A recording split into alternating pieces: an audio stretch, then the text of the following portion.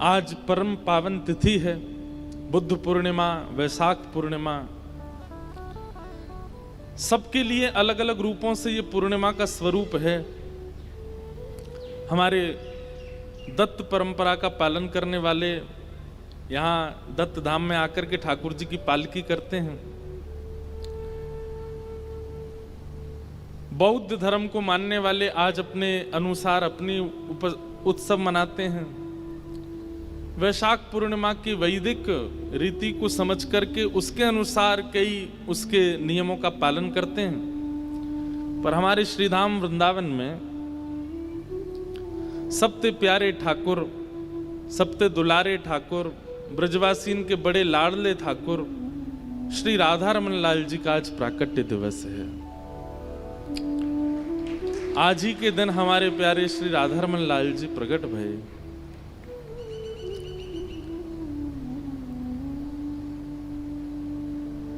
श्री गोपाल भट्ट जू की हृदय वेदना प्रगट्यो शाले ग्राम, रूप सुधा को खान हमारो श्री राधा रमन जुलाल, वृंदावन प्यारो वृंदावन।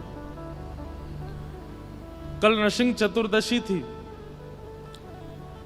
नरसिंह चतुर्दशी पर जब नरसिंह भगवान खंभ से प्रकट हुए, ये कथा श्री गोपाल भट्ट गोस्वामी सुन रहे थे। और तभी बहुत दिन से वेदना तो चल रही थी। उसकी कई कथाएं मैंने कई बार विस्तार से सुनाई हैं कथाओं में।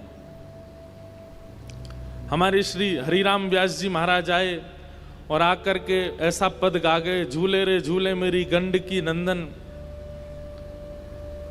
मानो भट्टा कड़ी में बोरे अंग लगायो चंदन, झूले रे झूले मेरे गंड की नंदन। श्री गोपाल भट्ट गोस्वामी अपने ठाकुर शालिग्राम जी को झूला उत्सव कर रहे थे, झूला झूल रहे थे। ठाकुर जी झूला झूल रहे थे। सब बड़े बड़े रसिक जन आए, आकर के वहां पर सुंदर सुंदर भाव सुना रहे थे। इतने में ही श्री हरिराम व्यास जी आए, उनसे निवेदन किया कि आप भी कुछ सुनाओ। तो हरिराम व्यास जी गा रहे हैं, मानो भट्टा कढ़ी में बोरे अंग लगायो चंदन, झूले रे झूले मेरे गंड की नंदन। एक प्रकार से महाराज जी व्यंगात्मक रूप में पद गाया हरिराम व्यास जी ने। बोले कैसे लग रहे हैं? बोले ऐसे लग रहे हैं जैसे मानो बैगन को कढ़ी में बोर दिया हो। बैगन को कढ़ी में बोर दो तो उस पर अपने आप पीला पीला कड़ी लग जाती है। तो ऐसे ही लग रहे हैं शालिग्राम भगवान के ऊपर जो चंदन लगा है वो ऐसा ही लग रहा है जैसे कि मानो बैगन कड़ी में बोर दिया हो। अब उन्होंने तो ऐसे ही आनंद में गा दिया, लेकिन गोपाल भट्ट गोस्वामी जी को बड़ी वेदना हुई इस भाव से। जैसे श्री गोविंद देव जी के नाक है, मुख है, आंख है, कान है, हाथ है, चरण है, जैसे श्री मदन मोहन जी का सौंदर्य है, जैसे श्री गोपीनाथ जी का सौंदर्य है, ऐसे आपका क्यों नहीं है? इस वेदना से अपने शालिग्राम प्रभु के सामने रुदन करने लगे।